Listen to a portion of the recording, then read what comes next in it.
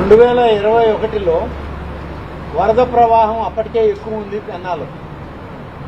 అప్పటికే వర్షాలు పడుతున్నాయి. పెన్నా రిజర్వాయర్ కూడా దాదాపు దగ్గర 3/4 రిజర్వాయర్ నీళ్లు ఉన్నాయి. జాగ్రత్తగా మనం దాన్ని కిందికి వదులుకుంటూ ఉన్నాం.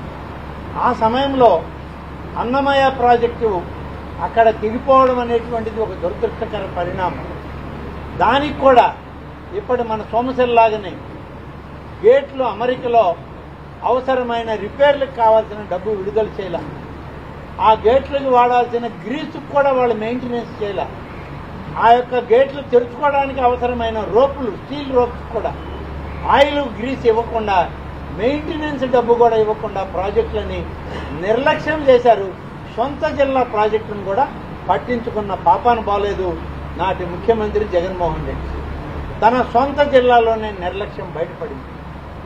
కొట్టుకుపోతే కనీసం ఈ రోజుకి కూడా అన్నమయ్య ప్రాజెక్టులో ఉన్న నిర్వాసితులకి ఇంతవరకు నష్టపరిహారం కానీ, ఇంతవరకు వాళ్ళకి ప్రత్యామ్నాయ గ్రామాలు, ఇళ్లు కానీ ఏర్పాటు చేయలేనటువంటి ఒక నిస్సహాయతను ఆ ప్రభుత్వం చూపించింది, నిర్లక్ష్యం చేసింది.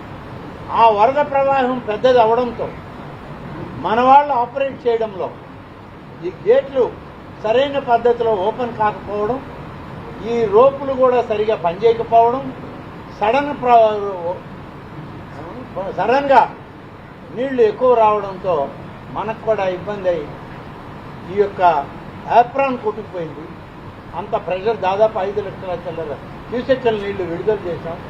లెఫ్ట్ బ్యాంక్ లో సపోర్టింగ్ వాల్స్ అన్ని కూడా కొట్టుకుపోయాయి. అంతేకాదు అక్కడ నీళ్లు వదిలితే ఎక్కువైతే సంగం, నెల్లూరు బ్యారేజీలు దాటి ఈ ప్రవాహం సముద్రంలో కలవాలి. దాదాపు 80 కిలోమీటర్ల నిడివి ఉంది సోమశిల నుంచి సముద్రం దాకా.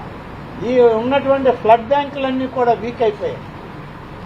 గతంలో వచ్చినటువంటి వరదలు, వర్షాల కారణంగా, అధిక వర్షాల కారణంగా రివర్ కోర్సులో ఉన్నటువంటి ఫ్లడ్ బ్యాంక్స్ వీక్ అయిపోతే దానికి రిపేర్లు చేసిన దాఖలాలు లేవు.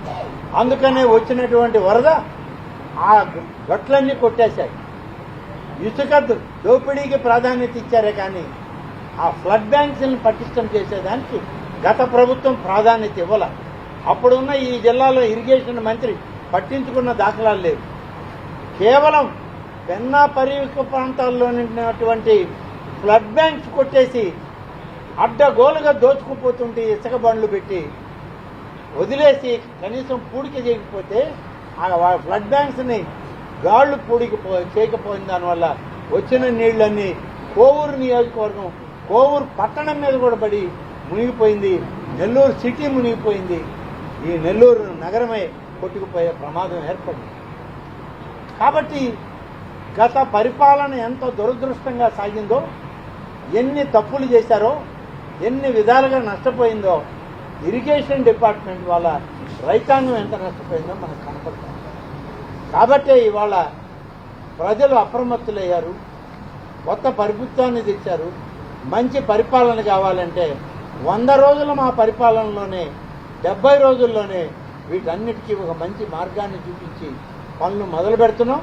తప్పకుండా ఇవన్నీ కూడా పూర్తి చేసి రైతాంగానికి నీళ్లు అందించే దాంట్లో మేము నిరంతరం పనిచేయడం జరుగుతుంది.